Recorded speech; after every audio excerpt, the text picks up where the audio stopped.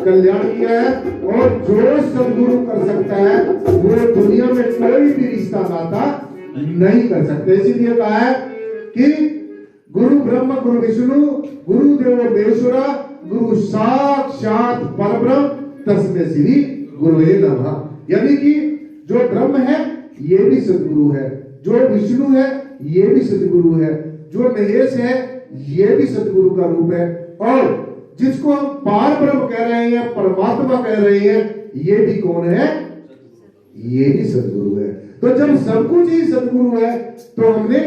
फिर दाएं बाएं इधर उधर जाने की जरूरत नहीं है। इसलिए गुरु जी ने कहा है कि हर्षा हीरा छाड़ के जो करे राण की आस ते नर दो जग जाएंगे सतमन से रविदास। यानी कि जगह जगह पर अलग अलग कोई पूजा अर्चना करने की जरूरत नहीं है। जिसने सबको बनाया है, जिसने सभी देवी देवों को बनाया है, जिसने आपको और हमको बनाया है, जिसने दुनिया की सभी चीजों को बनाया है, जो सब चीजों का सार है, जो सब चीजों का बीज है, जो सच्चाई का आधार है, जो हमारे जीवन का आधार है, तो क्यों ना साध संगत जी ऐसी हस्ती को माना जाए, क्यों ना ऐसी परम सत्ता का ध्यान किया जाए जिसका ध्यान करने से, एक का ध्यान करने से सब का ध्यान हो जाता है। जैसे अगर हम अपने माता पिता की सेवा करें तो ये समझो सभी देवी देवों की सेवा हो जाती है। उससे भी बढ़कर अगर हम अपने सदगुरु के आदेश और उपदेश की पालना करें तो ऐसा हो ही नहीं सकता साध संगत जी कि हमारे जीवन का उद्धार और सुधार ना हो। यानी कि चाहे किसी का भी आप उदाहरण लो, जितने भी रहबर गुरु पीर पैगंबर और अवतार पहले युगों में आए और जितने अब है और आगे आने वाले युगों में आएंगे, तो सबका यही कहना है, सभी वेदों शास्त्रों ग्रंथों उपनिषदों पुराणों महापुराणों का हम सबको यही संदेश है, समूची मानवता को यही संदेश है कि सदगुरु जो कर देता है वो कोई भी नहीं कर सकता है। देखो सदगुरु में और परमात्मा में क्या फर्क है। परमात्मा ने क्या किया, इस जीव को बार बार जन्म देता रहा। ऐसा ही हुआ ना,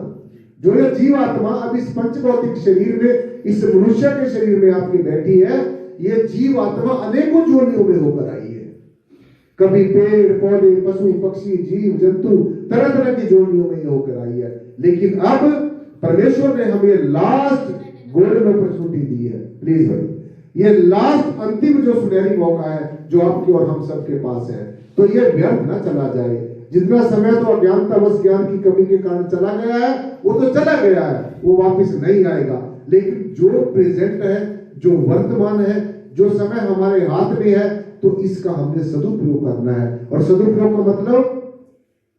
एक साधो सब सदे और सब साधे सब जाए।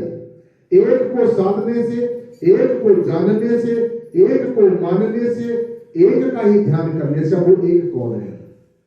जो परमेश्वर है, परमात्मा है, जिसको आप अनेकों नामों से पुकार रहे हैं, जिसको आप अनेकों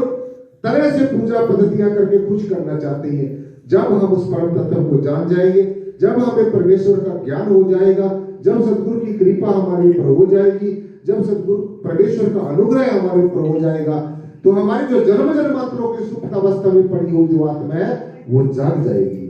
जैसे एक परिवार में अगर एक आदमी सोया हुआ है और दूसरा आ गया वो भी सो गया, तीसरा आ गया वो भी सो गया, तो सारे का सारा परिवार सो गया। रात को हम सब लोग सो जाते हैं और परमेश्वर हमारी रक्षा करता है, परमात्मा हमारी रखवाली करता है, सदगुरु हमारी रखवाली करता है। तो कितना मेहरबान है सदगुरु, कितना कृपालु और दयालु है सदगुरु। और सदगुरु के अंदर इतनी शक्ति होती है,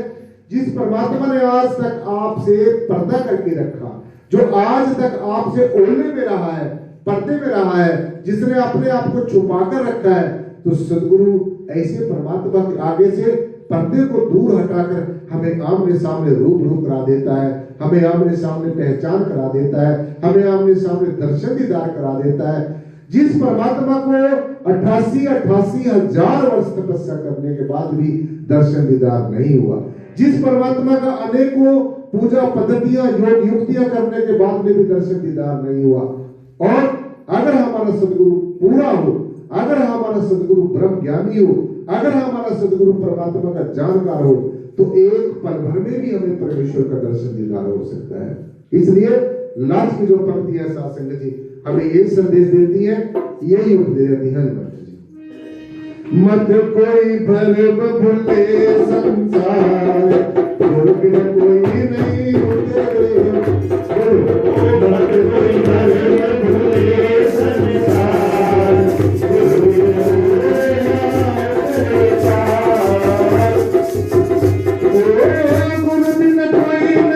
उतरे पार, गुरु बिन कोई नहीं उतरे पार,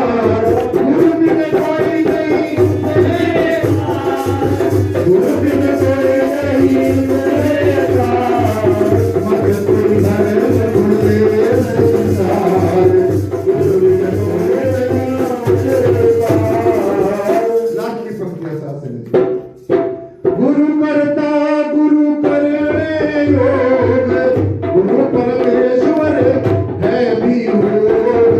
गुरु करता गुरु करने योग, गुरु परमेश्वर है भी योग, गुरु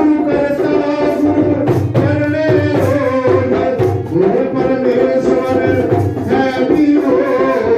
मत कोई भरम भूले संसार, गुरु बिन कोई नहीं पार, मत कोई भरम भूले संसार,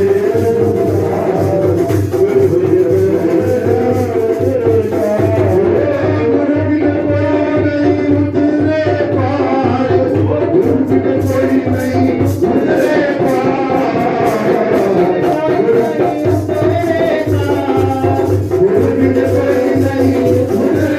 पार, गुरु बिन कोई नहीं उतरे पार, गुरु बिन कोई नहीं उतरे पार, मत कोई भरम भूले संसार, गुरु बिन कोई नहीं उतरे पार, मत कोई भरम भूले संसार, गुरु बिन कोई नहीं उतरे पार। सुसार संगत जी, इसमें कोई दो राय नहीं है, ये 16 आने सच बात है, ये 100% सच बात है। जब भी आपके जीवन में कोई सुकून मिलेगा, जब भी आपके जीवन में सुख और शांति का आगमन होगा, जब भी हमारी लौकिक जगत और अलौकिक जगत की इच्छाएं पूरी होगी, वो सिर्फ और सिर्फ सदगुरु की शरण में आकर ही पूरी हो सकती है, और कोई तौर तरीका है ही नहीं है। गुरु जी ने परमेश्वर को पुकारने का, परमात्मा की शरण में जाने का एक बड़ा सहज तरीका बताया है, और अपनी वाणी में शासक जी कहा है कि हम सर दीन दयाल न तुम सर, आपत यार क्या कीजे, वचन तोड़ मोर वरमाने,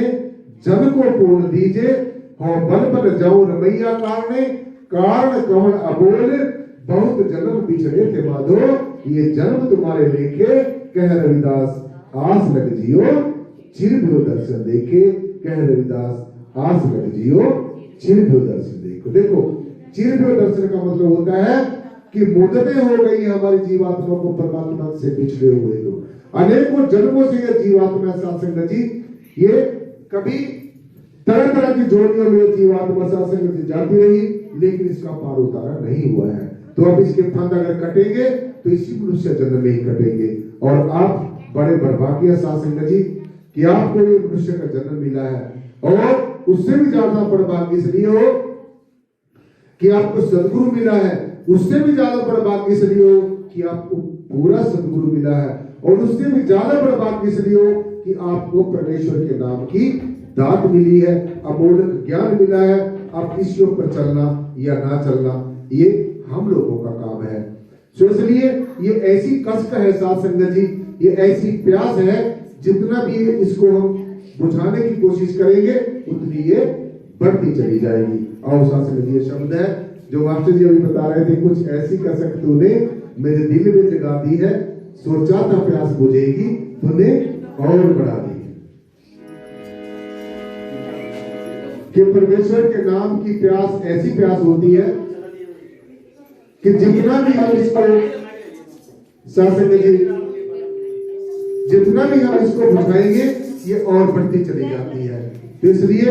ये जो शब्द है